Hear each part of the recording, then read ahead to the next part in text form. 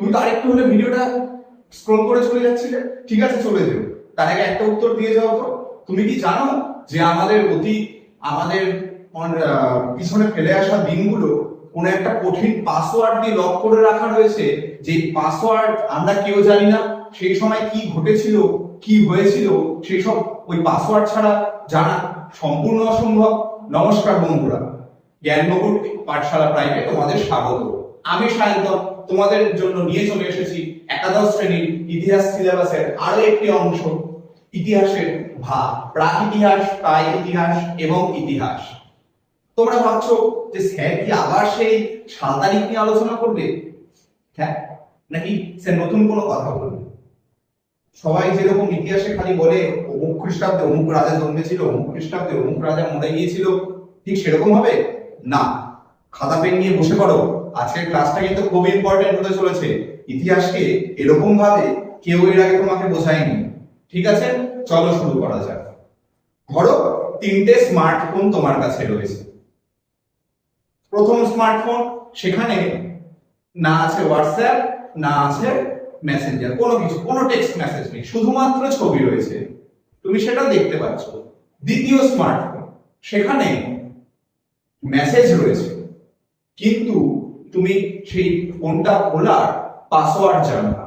আর তৃতীয় স্মার্টফোন, সেখানে মেসেজও রয়েছে, ছবিও রয়েছে, আর তুমি সেটা খোলার পাসওয়ার্ডও জানো। বলো, এই তো হয়ে গেল প্রাক ইতিহাস, প্রাক ইতিহাস আর ইতিহাস। প্রথম স্মার্টফোন সেটা হচ্ছে গিয়ে বোবা ইতিহাস, অর্থাৎ যার কোনো লিখিত প্রমাণ নেই। কিরকম, চলো তোমাদের এই নিয়ে একটা গল্প বলি। 1957 খ্রিস্টাব্দ, একজন ঐতিহাসিক, কি তার নাম? নাম বলবো না, আমার পুরো ঘটনাটা শুনে তোমাকে নামটা কমেন্ট করতে হবে, ঠিক আছে? চলো বলি। তিনি ট্রেনে করে যাচ্ছিলেন মধ্যপ্রদেশের এক গভীর জঙ্গলের মধ্যে দিয়ে। হঠাৎ তিনি দেখলেন জঙ্গলের মধ্যে দিয়ে যেতে যেতে অনেকগুলো গুহা। তিনি কি করলেন, ট্রেনটা একটুখানি দাঁড়ানোতে তিনি সপাটে নেমে পড়লেন ট্রেন থেকে, গিয়ে ঢুকে গেলেন সেই জঙ্গলের গুহায় এবং দেখলেন সেখানে গুহার মধ্যে কি সব অদ্ভুত ছবি আঁকা, কেউ নাচছে, কেউ শিকার করছে। হ্যাঁ, ঠিক তাই, তিনি আবিষ্কার করে ফেললেন ভীমবেটকা গুহা মধ্যপ্রদেশে। আর সেটাই হচ্ছে গিয়ে প্রাক ঐতিহাসিক যুগের নিদর্শন। বোঝা গেল কোন ঐতিহাসিক আবিষ্কার করেছিল? নামটা কিন্তু আমি কমেন্টে চাই, আমি প্রত্যেকের কমেন্ট দেখবো, কমেন্ট অবশ্যই করবো। তারপর প্রাক ইতিহাস। আচ্ছা, চলো একটা গল্প বলি। ধরো এই যে হরপ্পা মহেঞ্জোদারো সভ্যতা, তোমরা তো শুনেছো, এটা কি করে আবিষ্কার হলো? একদিন আলেকজান্ডার কানিংহাম, সময়টা 1853, তার কাছে হলো একটা মুদ্রা আসলো। সেই মুদ্রার এক পিঠে ষাঁড়ের ছবি এবং অন্য পিঠে কি সব লেখা। তিনি ভাবলেন এটা নিশ্চয়ই কোন জায়গার মুদ্রা হবে। তিনি আর অতটা গুরুত্ব দিলেন না, ব্যাস গেল তার হাত থেকে একটা বড় সুযোগ হারিয়ে। ঠিক একই জায়গায়, ঠিক একই ভাবে 1921 খ্রিস্টাব্দে দয়ারাম সাহানি খনন করলেন সব থেকে আশ্চর্য এবং আধুনিক সভ্যতা, সিন্ধু সভ্যতা, যেটা কিনা 5000 বছরের পুরনো ছিল। ব্যাস বেরিয়ে গেল একটা অদ্ভুত ইতিহাস, যা এতদিন ধরে মাটির নিচে চাপা পড়েছিল। কিন্তু সেই ইতিহাসের আমরা প্রত্নবস্তু তো পেলাম, কিন্তু তার লিপি কিরকম সেটা এখনো পাঠোদ্ধার করা গেল না, কারণ সেটা বাঁ দিক থেকে ডান দিকে, আবার কখনো ডান দিক থেকে বাঁ দিকে লেখা শুরু হয়েছে।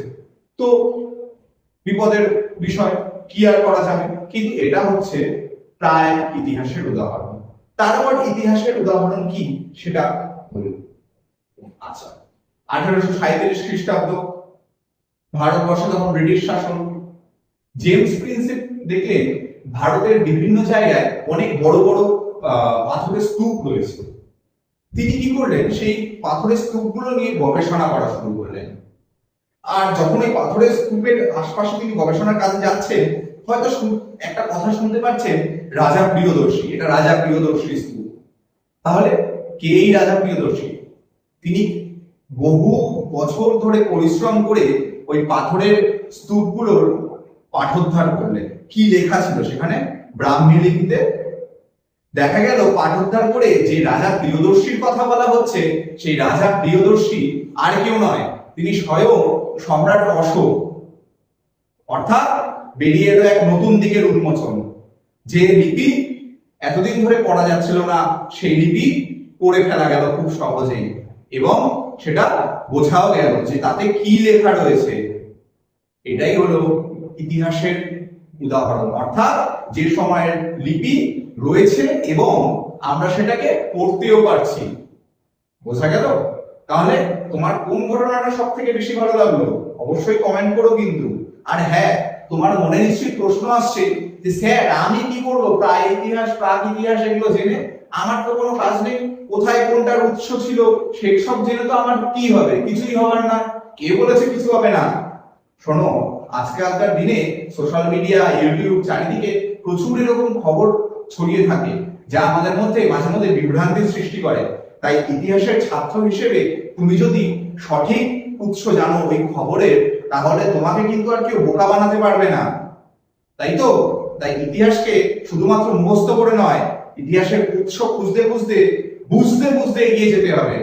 চলো, আজকের ভিডিওটা যদি ভালো লেগে থাকে তাহলে লাইক করো, বন্ধুদের মাঝে শেয়ার করো, এবং আমাদের ইউটিউব চ্যানেল জ্ঞানবকুর পাঠশালা প্রাইম সাবস্ক্রাইব করতে কিন্তু ভুলো না।